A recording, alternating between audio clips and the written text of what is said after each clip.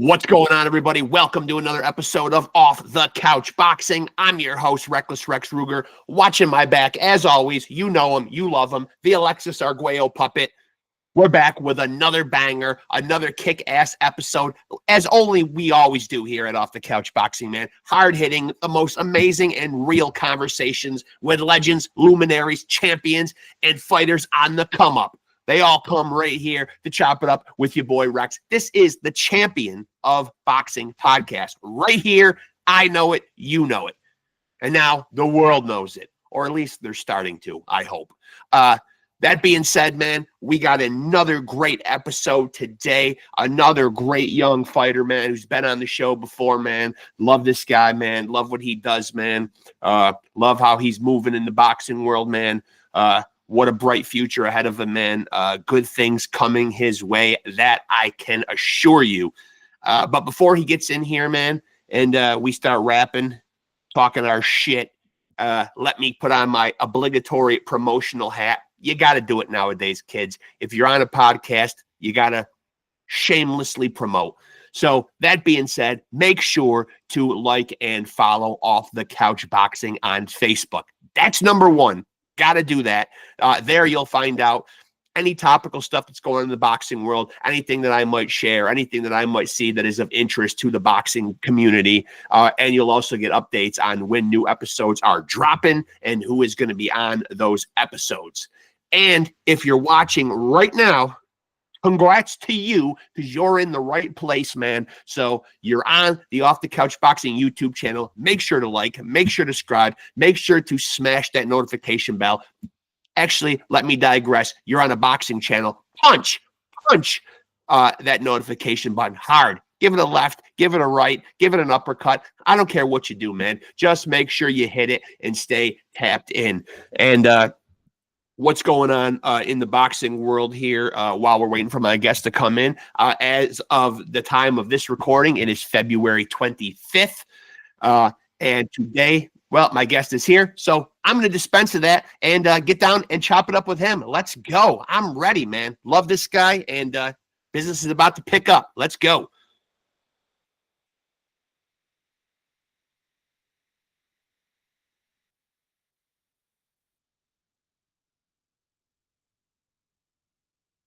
This is where I need the rights to the Jeopardy theme music. I always say it, and I will continue to say it, man. How do I get my hands on it?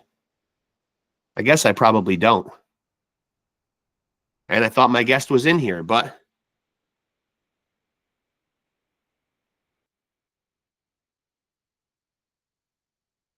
And of course, nothing gets edited here, folks. You know, that's always been my policy, man. No editing, 52 years old, cannot be bothered, man. We're recording life as it's happening right now for posterity's sake.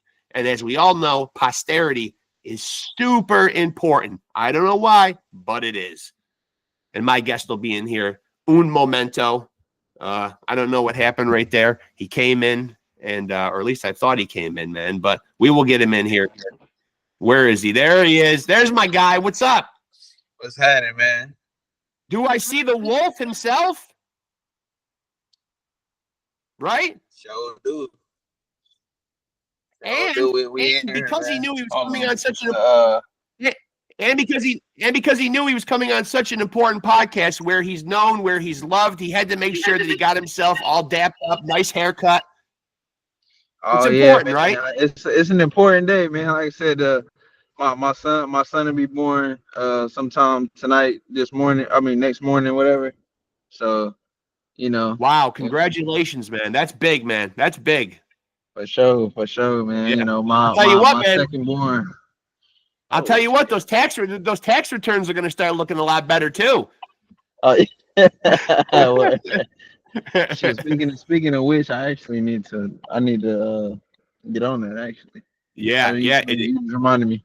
It is tax season, man. But it's also always 365 days a year. It's boxing season, man. So what's going on in the world of Elijah Pierce? We haven't seen you in action since August, man. So I imagine you must be chomping at the bit to get back in the ring.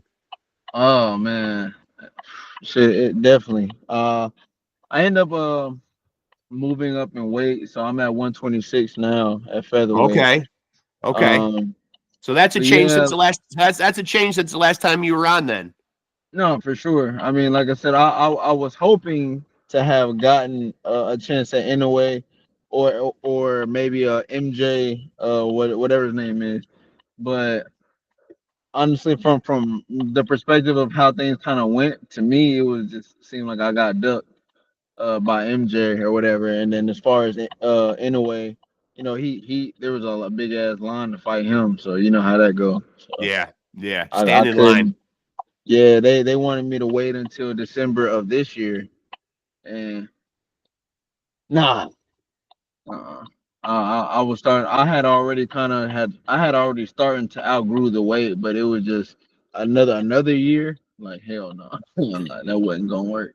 And so, do you have a game plan formulated for for where you would like to go, or any opponents in mind for 126? Absolutely, I want Stephen Fulton's bitch ass. Yeah, I, I've been seeing you put a lot of stuff on there, man. And like, yeah, I feel like even when you were back at Super Bantam, though, man, you guys were kind of on a collision course. yeah. I mean, honestly, I would have pressed the issue a lot more if we had been in the same class then, but we wasn't. So I was just like, I'll get to him when I get to him. But since I'm there now, of course, I'm bringing it back up. That's the fight that I want. If I could choose any fight at 126, big fight at 126, even and also even before he even got the WBC title, I still would have wanted him. I always planned for Stephen Fulton to be my first fight at 126. That's what I wanted. But since he's champ, and he don't want to fight me. Like I said, he can try to talk as much negativity or anything like that as he would like to, but he would not want to fight me. That I'm a Would bad he? matchup for him. And now, do you think he would dare have the audacity to come into the ring like we just saw him a couple of weeks ago and fight in denim shorts and fucking Timberlands? Come on, come Nah, not on. with me. I'll be wearing that damn crazy ass fit, looking like the Hulk of New York. I, I, I nah. No, he can't do that, That's a right? bold, pretty bold. Yeah. I don't know if that's a wise career move, man. I don't know how far you're going to go, boxing in unconventional boots like that, man. It just doesn't seem. It doesn't seem like a good formula. I mean, it was. I think they were custom made, like to boxing or something. Yeah. I don't know. But I mean, at the end of the day, like I said, I mean, I get to an extent what he was trying to do. Bottom line, I don't like the dude. He disrespected me.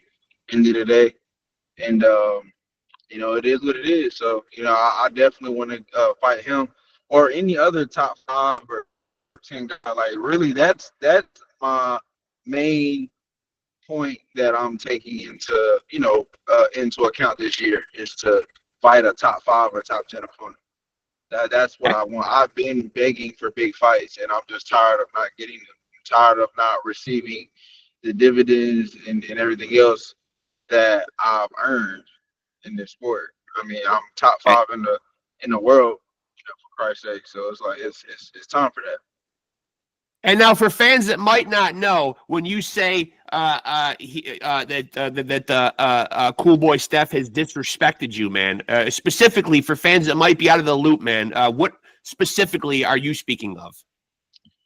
Well, pretty much how it started was I did a interview with Ellie Sackback, and he was asking me about Stephen Fulton in a way, and if they were to rematch, and I said that you know Stephen Fulton I think the same thing gonna happen. I think he's gonna get knocked the fuck out again. Yeah, Pretty much. And so that's why I initially thought he was mad over that.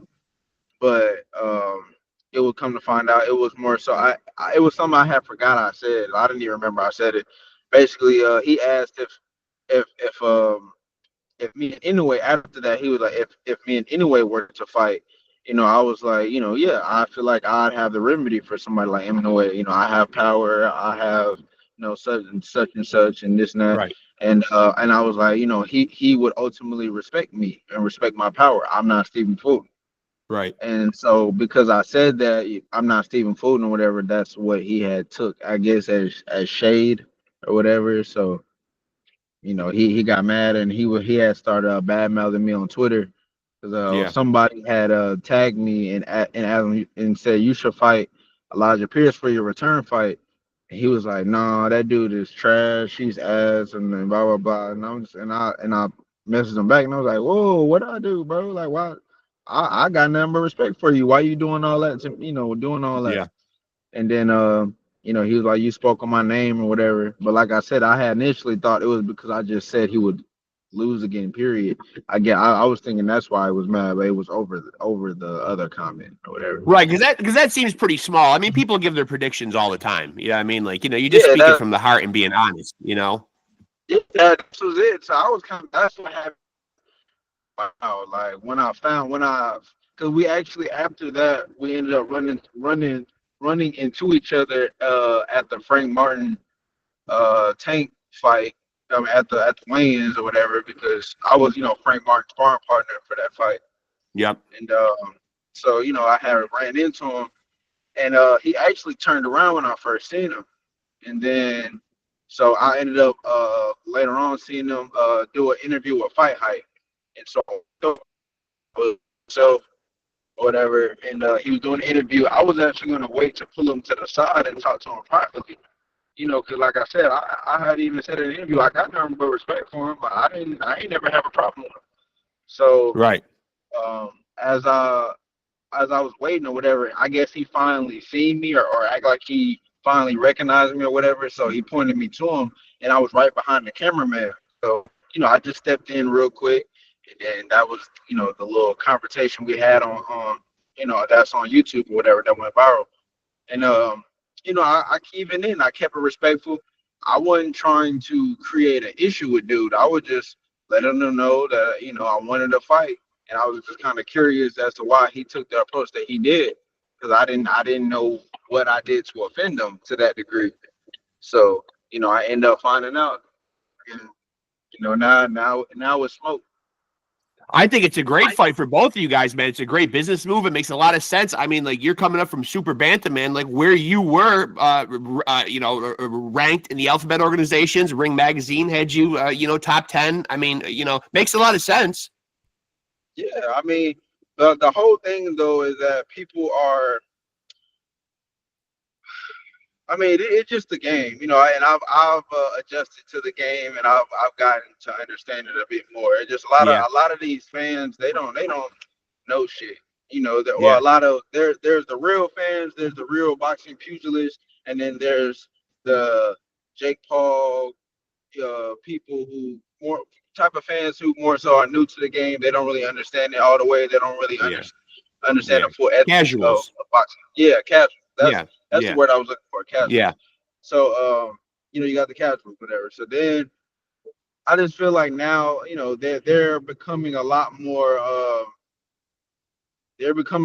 prone in the sport now. Like they have a lot more involvement now. So that's kind of like what kind of I would say what's going on with that. Like people just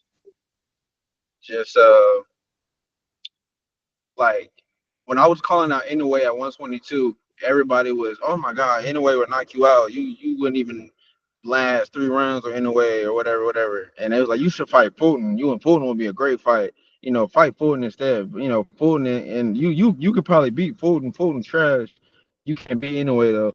Now because he did, got a little bullshit win over Figueroa whatever. And to be honest, I don't feel like he did anything special in that fight. I just feel like Figueroa just had a bad day at the office. To be honest, that was Yeah. my. I kept telling my son that when I was watching the fight. I'm like, this doesn't even feel like I'm watching Figueroa. I've watched lots of his fights. He usually lets his hands go a lot more and is usually much more aggressive. I don't know what was up with him that night, man, but that did not look like the Figueroa that I know. Exactly. So that was my whole perception of the fight. I was like, I mean, not to say that Fulton didn't do what he needed to do, like he did. He did what was needed. He won the fight. I mean, so it ain't no shade or no slack to him for winning the fight. But I'm just saying, like, it wasn't like he did anything miraculous in that fight. Right. Right? He was just beating up Figueroa and just he had a super like he would look normal to me, but Figueroa just wasn't. He was just gunshot. He wasn't pulling the trigger.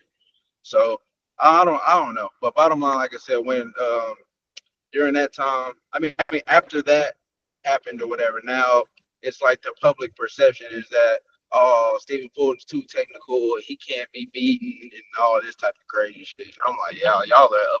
Y'all got your heads all the way up y'all ass. I will Stephen Fulton. I think I'll knock him out actually pretty early too, to be honest. And And because you were ranked so highly at super bantamweight, now for people that might not know, how does it work when you're ranked, at the top of a weight division, and then you go up to another weight division? Do you feel like you have to prove yourself all over again, or do you feel like with what you've accomplished at super bantam that you should come up to featherweight and immediately be in a title fight type scenario? I know. I think I'm in the exact same place because the whole thing, even though I was as high as I was at super bantamweight, I still had yet to fight any of the other Right. top five fighters. Any of my contemporaries, I still wasn't able to play shop call before then. I tried to AJ fight twice, and he ducked me once for that WBA interim belt. I Yep. was vying for that fight really hard, but he didn't want to fight me. Also, what the hell was his name?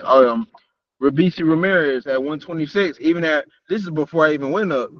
I got offered to fight him for that WBO 126-pound belt, but he had a choice to pick between me or Rafael Espinoza, and he chose Espinoza.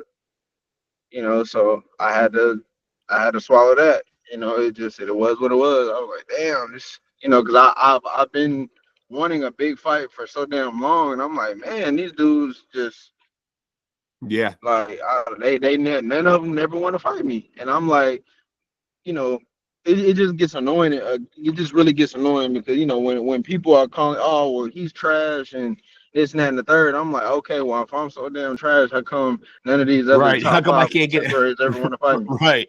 Why can't I get a Come on fight now. if I'm so bad? Yeah. Now, obviously, Fulton has one piece of the featherweight title picture at WBC. I don't want to run through the whole division, but give me your assessment on some of the other guys that hold belts there. Namely, you just mentioned Yeah, Espinoza. I What are your mean feelings on him? Angelo, like I said, Angelo Leo, he's tough, very tough competitor. I would love to fight him. I think me and him would be a Yeah. good fight. Espinoza, I'm very fond of fighting tall people, so actually I think that'd be another good fight for me as well. I mean, really, just in general, I feel like I can beat anybody in at the top of 126 or shit, even 130. I even think I can even win at 30 too. So, and I got plans to eventually go up to 30, You but do. you Okay. know, yeah, but for right now, I just went up to 26. I'm gonna handle business. I think it should be in May, possibly. It'll be possibly in May. It's kind of been some political stuff going on or whatever, as far as with my promotions and whatnot. So just kind of been waiting on them to let me know what's going down. But I'm eager to get back in the ring for sure, though. I'm definitely eager to get back. And Now, let me ask you this: there was just go ahead. Go ahead. oh no, I was just gonna say this. All I know is that after this fight, my comeback fight or whatever, I want a top five opponent for sure. Yeah. Yeah. And now there was just a story that I was reading online, and the WBA was the first one kind of throwing this idea out. I just want to get your opinion on where you stand on this. They were considering possibly for championship fights or undisputed fights returning to 15 rounds. What are your thoughts on that? Um, Now, this isn't anything set in stone. This is just something that the WBA was talking about. They were throwing it out there. I saw some fighters had commented on it. Teofimo Lopez went on record as saying he liked the idea. And I don't know if it means fights across the board. I think they were more alluding to championship fights or fights for undisputed. I mean, honestly, I don't really think it's necessary, but um, mm, Yeah, I It's a mean, lot. yeah, it is a lot. I'm just thinking from the trauma aspect, but Sure. um, yeah, I'm not too favorable of it, but Yeah, I don't think a lot of people will be, man. I don't think a lot of people, especially in this day and age, like where you see in football a lot, man, with concussions and everybody being so watchful and so mindful of head injuries and that kind of stuff. And we already see it a lot with ex-boxers, you know? I mean, I don't know. I don't know if it behooves, the safety of the sport by doing something like that. I'm not sure, but I mean, and I don't know if it'll go anywhere either. So, what were your takeaways from the great card that we just saw in Saudi Arabia? Did anything stand out to you? um, I mean, yeah, it was definitely good fights. I mean, I hadn't got a chance to watch all of them because I had only seen a little bit of the Beterbiev-Bivol fight, and I had seen a little bit of Shakur's fight. But those that's it. I didn't really get to see any of the other fights or had a And chance now, to what do you really make of see go Shakur? come back And and what do you watch it. make of Shakur? Now, what do you make of Shakur? There's a lot of hype going on right now. Floyd Schofield Sr. and Jr. were just on a boxing talk show, and they kind of let slip. I don't know. This has been viral. I've seen it the last couple hours. I was at work. That Floyd was not sick in Saudi Arabia, and there was speculation that maybe he was having a hard time like making the weight, which might be why he pulled out. I mean, I don't know, man. Like I said, I'm very close with Schofields. That's like my little bro. Um, I had asked his dad as well. I mean, and he just said, all basically all will be revealed Yeah. or whatever. So I was just it's kind of like, hey, I mean, It seemed very suspicious, everything that was going on over there, though. You know what I mean? no, it definitely was. Yeah, it Some was definitely was. fishy. Yeah, something didn't seem right over there, man. Because that was a fight that I think, I mean, out of that great card, and it was great. I mean, 7 world title fights, man. I mean, that was one I was really looking forward to. I thought Floyd was a guy that could really, really push Shakur. Yeah, that's what I wanted to see as well. I wanted to see him face a little bit more adversity than he's used to, and just kind of see how he adapts or whatever. Because I mean, everybody knows Shakur is definitely a master boxer, but Yeah, in a sense, but I definitely would have liked to see him. In terms of competition, just in general, I don't like. That's always been one of the annoying points for me is that none of these guys really fight. They don't yeah, fight their contemporaries. Like I don't know why. Like yeah, I yeah, mean, well, I know why. In a lot of it has to do with what I was talking about earlier. Like I said, the whole ethics of the fans and everything else, like and it coinciding into the game now, and like how you get wrote off. You yeah, kind of get wrote yeah. off You're if right. you lose. So nobody wants to risk losing anymore. It's Yeah, like you make a good you point. You make a good point, man. And there's ways for these guys to get around mandatories and like stall tactics, and like fights just don't get yeah. made. There's a lot of bullshit going on. I just had number one ranked WBC cruiserweight on yesterday, and he's kind of in a situation like you, frustrated. He's been sitting as the mandatory for a long time. He's waiting on a fight with Badu Jack, who has the WBC cruiserweight belt, and he came on the show and he just didn't have any news and didn't know anything, and he's in a frustrating place. I get it. hmm No Yeah, opponent, man. and I just mean, he's not hearing back. He's not hearing from his promoter. I mean, he can't get anything done. You're just in the gym and you're working and working and working. But you don't really have like something to focus on. right. Yeah. See, that's what I'm saying. I mean, it's definitely not a good feeling, man. Not at all. But it is what it is, man. All I know is that I completely had to change the trajectory of where I was trying to go as far as the whole world title mandatory, all that type of shit.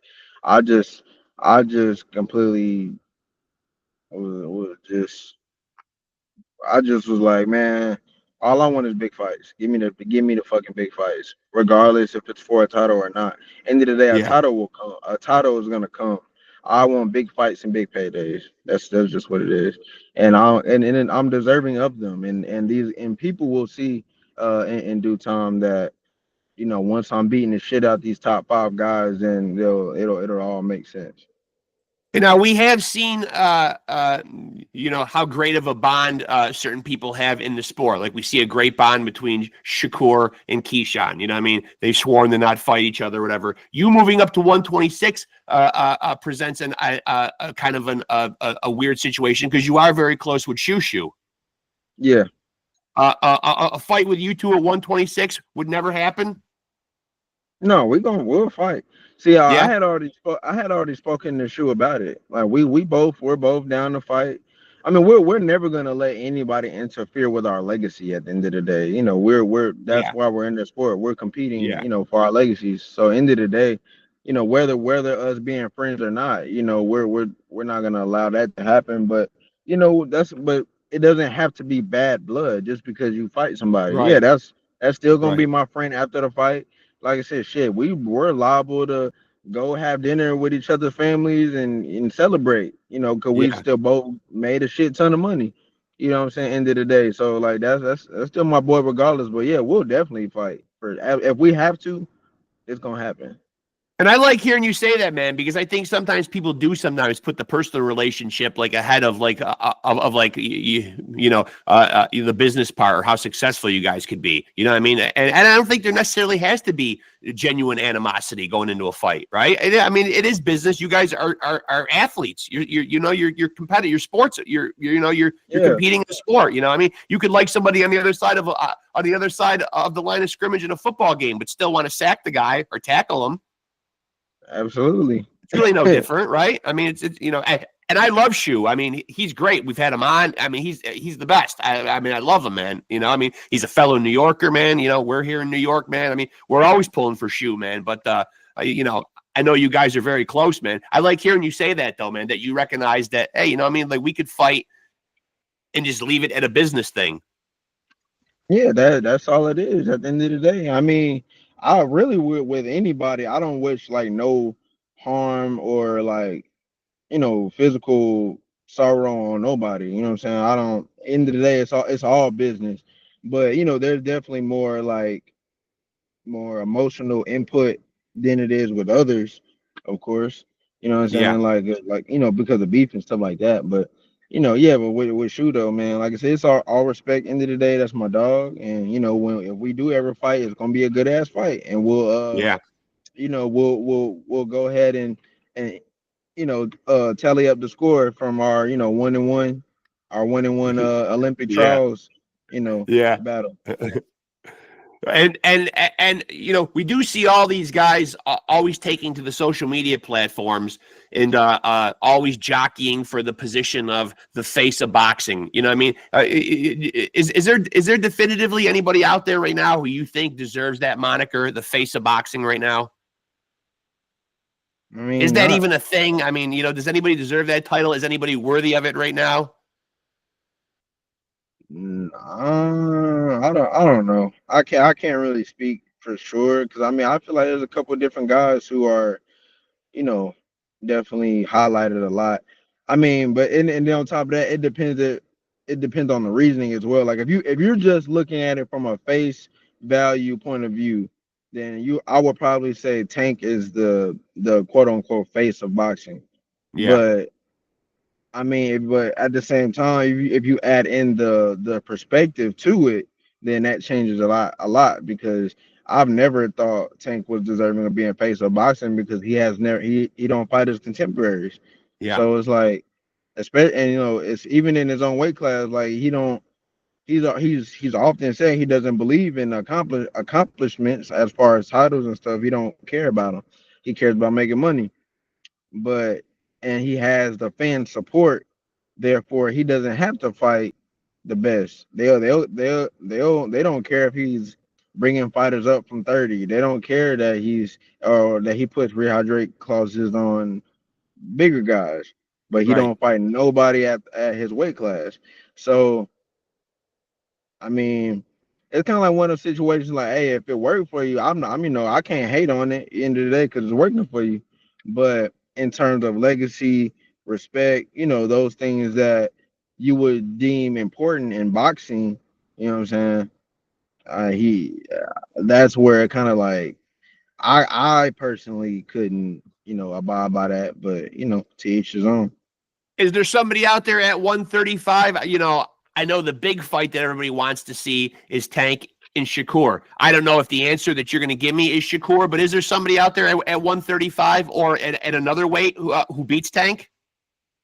Yeah, I mean, I think Shakur definitely has the best chance at it. I Yeah. mean, it just like I said, it just once again it goes into what I said earlier about people, the people being finicky. Because at one point Shakur was, oh yeah, he was Tank's kryptonite as far as point of view and perspective. Now all of a sudden, because I guess he had a bad performance with what's his name, um, I always forget it, De Los Santos, Yeah. or whatever.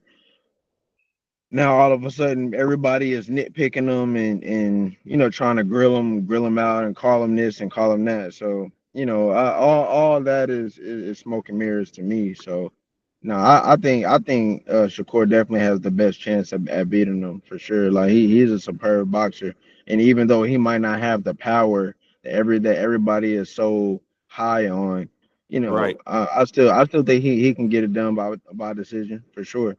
And we've obviously his defensive ability is one of his most notable features, and I don't think I think if Tank tries to play it how he's done previous fights and tries to turn it on late, I don't see it going in his favor. But if he does happen to hurt Shakur early, then yeah, Tank Yeah, he'll because we win. have seen Tank in past fights give away a lot of early rounds, and you just can't do that with a guy like Shakur. You know what I mean? You can't give No. away the first 6, 7, 8 rounds and then just step on the gas like when you want it. That bails him out sometimes, but that's not foolproof though. That might not necessarily always work. Yeah, exactly, exactly. Now, now, are there any fights coming up, that you yourself are looking forward to, or fights that you would like to see? Like we got, like we just saw a bunch of good ones on the Saudi card here. Obviously, speaking of Tank, we're going to see him and Lamont Roach here in a couple weeks. What I'm excited about is Conor Benn and Chris Eubank. Did you see the press conference today? Oh yeah, yeah. I just seen a He little smashed clip of he, it. he smashed an egg on his face. Yeah, yeah. That's gonna sell a few tickets, though, Elijah. That's gonna sell a few tickets. Oh yeah, you know me. When it comes to the wins, I'm always going to bring. You know what I'm saying? I'm gonna bring some form of entertainment. So I mean, this is only the first press conference, and it's already getting good. I mean, we're not even at a weigh-in yet, man. But like, do you give Lamont Roach? I don't know how well you know him, man. Do you give him any kind of a chance against Tank? yeah, yeah. Me and Lamont are cool actually. Actually, I was supposed to be a sparring partner for his last fight, but I Okay, wasn't able. I wasn't unable to because we both fought the same day. But yeah. As a matter of fact, that last fight in August, whatever, the August 30th. But yeah, man. I mean, well, first and foremost, anybody always has a puncher's right. chance. But as far as Lamont goes, yeah, actually, Lamont's actually really skilled though. So, I mean, I'm not quite sure in terms of like I haven't seen Lamont like fight that much to kind of compare it in a sense with Tank though, because Tank obviously is a really explosive guy. Like, Yeah. I think, I don't think some of the performance really measures up to that. But like I said, you never know, man. And you know, um, just because of me and Tank's prior history, I'm always biased against that motherfucker. Yeah. I don't like him. There's So. bad blood there. There's bad blood there. Yeah. Yeah. And it's unfortunate too because like you seem like someone who would step up and take the challenge of fighting him, but it would be very hard to get you guys in the same weight division at the same time, right? That's a I difficult. mean, no, I mean, not really. I mean, I mean, only could you reason I get say yourself to not really is because 135?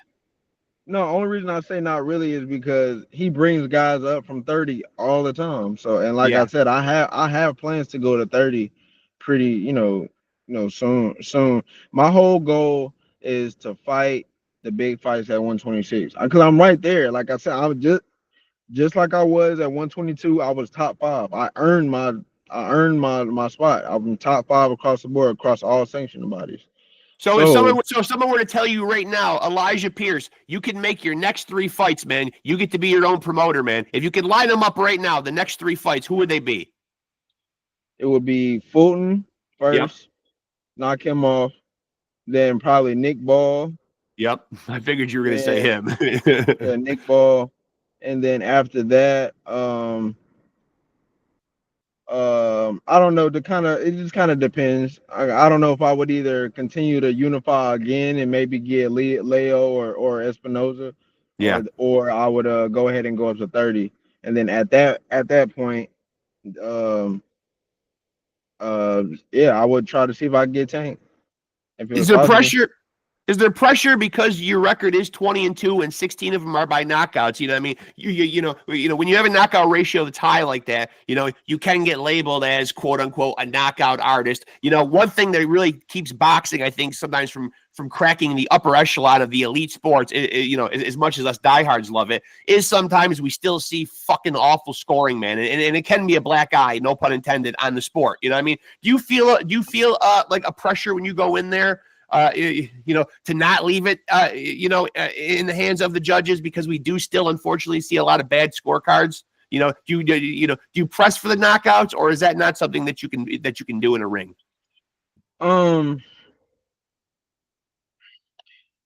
I can say that I have and I haven't as well. Like there's times where I've controlled it and I was like, no, I'm not gonna press for the knockout. I'm gonna just let it come. And there's Yeah, times I actually have, and I was like, no, I'm gonna knock this motherfucker out. I'm gonna get him yeah, out of here. And yeah, so it just kind of depends. But um, obviously I think it's better just in a sense of logicality and just like safety to not press for the knockout, because you are fighting right. other guys who are on a high level, on a world class level as well, so you got to respect them to a certain degree. So yeah, I mean I wouldn't really go about fights like that no more, but certain fights I would. Like once again, Stephen Fulton would definitely be one of those fights where I feel like Yeah, you're not coming out this fight standing 10. I think yeah. I'm going to knock him out. Yeah. Now, before I let you out of here, man, because I know you are the wolf. I know you like to howl. If you had a message right now to Stephen Fulton, because I think that is a great fight, and I think that should be your first fight at 126, man. You know, you guys have been linked. I keep up with the boxing media stuff. I always see your names. You know, I feel like you guys are on, like I said earlier, on a collision course, man. If you could tell him one thing right now, what would it be? Because I think this fight's going to happen. I do. Yeah, I mean, I would just tell him to come collect his heart off my dresser and step in the ring. You know what I'm saying? That's it. Like all he did all the talking. He called me trash. He said I was this and I was that. And I asked him to fight. I asked him to fight 3 times actually, and he would never give me an answer. So to me, like I don't know if that's just his way of like trying to undermine me Yeah. and make look at me as less than or not worth the competition or whatever, or that or is it fear? I don't know, Yeah. but either way it go, like I just said, he's not gonna leave out the ring 10 toes. So I'll say the I word for mean, I'll say the word for you since we're dancing around it. It sounds like a duck. oh, If it's hey man, I quacking, mean, if it's quacking like a duck, man, it sounds like a duck. I mean, I don't know. hey, I mean, we surely gonna see, because all I know is that as long as I continue to prevail, Yeah. it ain't nowhere his ass gonna be able to run. Well, now Where you you're gonna there. go? Right, man. You make a good point, man. Like now you're there and you're cementing that you're here and you're arriving at 126, man. So now you can actually press these guys, you know what I mean? And I mean something's got to come out of it, right? I mean, That I have nowhere to go at this point but up. I'm right there. Like I Yeah. said, I'm top 5. All I need is another top 5 opponent to prove it on, and then once I beat him, then I should be able to fight for I would hope and pray that I would be able to get a title shot after my next fight, because Yeah. that should solidify okay, yeah, this dude's a problem. But and that's only going to also show the heart of these champions, Yeah. or so-called champions, you know what I'm saying? Are, Yeah, are, because are they are they gonna put up or shut up? Yeah. You know, I always love catching up with you, man. I know you got a lot going on right now, man. Congrats on the new baby coming, man. And as soon as you got some news, man, let me know, man. We'll get on here and we'll chop it up again, man. You know, I'm always watching, man. I'm a fan, man. Oh yeah, absolutely, bro. I appreciate you, reaching out once again as Always, well. man. Yeah, you always got a platform here, man. You know what I mean? It might not be the biggest, man, but you know what I mean? Like we're growing it every day, man. We're trying, man. But you know, we're a fan, man. You always got a place to come and talk that shit on here, man. Always. Oh, no doubt, man. No doubt. Yeah. Like I said, till next time, man. And Yeah. like I said, hopefully, like I said, that's just really my plan. Hopefully, go ahead and I got a stay busy fight in May. Yeah. I guess Good. introductory fight. Go ahead and knock that motherfucker out. Then hopefully get me a top 5, knock him out, then fight for a title. So, And you don't have a set opponent yet for May, though, yet? No? No, not as I've no, not that I've been mentioned about. Okay, well, I'll keep an eye on your Facebook page, and as soon as you announce something, man, I'll share it around, man, and hopefully we can get back on here and do it again, man. Sounds good, bro. Till then. Yeah. Always love talking to you, man. Yep. No Congrats doubt, on the baby, man. Talk to you soon, brother. Later. All right, bro. There he goes, folks. That's the wolf right there. Elijah Pierce, who, big news, coming up from super bantam up to featherweight, man. Sounds like he wants a lot of smoke with cool boy Stephen Fulton, man. And I think that fight's going to happen, man. As I said, man, if you're in the loop with boxing, man, these guys have traded shots, verbal shots in the press. They seem like they're on a collision course headed for each other. And now that Elijah Pierce is actually arrived and at 126 in the featherweight division, man, there are some great champions there. Fulton obviously sounds like he's on the top of Elijah's hit list. He's got the WBC belt. Rafael Espinoza with the WBO. Angelo Leo with the IBF and that incredible knockout of the year candidate from last year. And Nick Ball's got the WBA. All guys that sound like they're on the Wolves hit list, man. I can't wait till he gets up to 126 and makes some noise. One of my favorites, man. Colorful, charismatic, man. Always ready to fucking, always ready for action, man. Always ready for the smoke, man. And I hope he gets it, man. He's been long overdue, man. I mean, he sat in that top 10, man, down in Super Bantam, man, and just didn't get the big fights, man, through whatever you want to say, man. Guys eluding him, boxing politics, yada, yada, yada. But I hope things work out for him, man. And congratulations to him. New baby on the way, man. So hopefully, man, 2025 sees a super successful year for my man, Elijah Pierce. Hope you guys dug that episode, man. Thank you again to my boy, Elijah Pierce, man. Always love having him on. He's always got a platform here. Definitely a friend of the show, man. Love having him on. So kudos to him for doing it, man. Make sure, as I said before, to like and follow Off the Couch Boxing on Facebook. Make sure to like, subscribe, and smash that notification button. Better yet, punch that notification button. I don't care if it's a left or a right or an uppercut. Just make sure you're getting notified and stay tapped in to the most amazing and real boxing conversations with your legends, your luminaries, your champs, and your rising guys that are on the come up, man. And Elijah Pierce is certainly one of those dudes, man. So stay tapped in right here, man. We are the champion of boxing podcast, man. Undisputed, undefeated, man. The belt is firmly with us. You can even ask the Alexis Arguello puppet back there, who will not answer you because he's a fucking puppet, for God's sake. But if he could, he would tell you the same thing. He would reiterate what I am saying. We are the champion of boxing podcast. So let me remind you before I go that if you want to be a champion, you got to roll with the champs.